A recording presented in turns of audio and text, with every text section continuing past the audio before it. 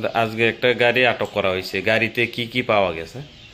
Actually আজকে সকাল 6:30 নাগাদ সঞ্জয় দেববর্মা ওসি চম্পকনগর আউটপোস্টের কাছে একটা খবর আসে যে আমাদের মনুর দিক থেকে আগরতলার দিকে একটা গাড়ি আসছে।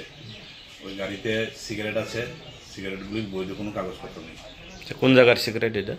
সিগারেটগুলি ডিটেন করার পর দেখা গেছে সিগারেটগুলিতে লেখা মেড ইন ইউএই।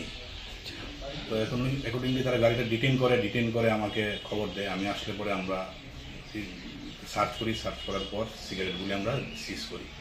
তো সিগারেটগুলির মধ্যে প্যাট্রন ব্র্যান্ডের 50 কার্টুন, টোটাল 5 লাখ, এবং 100 ব্র্যান্ডের 25 কার্টুন, টোটাল 2.5 লাখ সিগারেট আমরা রিকভার করি।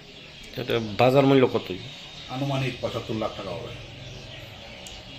কাউকে কি অ্যারেস্ট করা হয়েছে? এই ব্যাপারে আমরা দুজনকে ডিটেন করে রেখেছি সন্দেহজনকভাবে। তাদের নাম হচ্ছে রাজেশ দাস এবং গৌতম রায়, উভয়ের বাড়ি মনুঘাট দলাই। গাড়িটা স্যার? গাড়িটাকে আমরা আপাতত রিটার্ন করে রেখেছি। TR04D1686 নাম্বার এটা।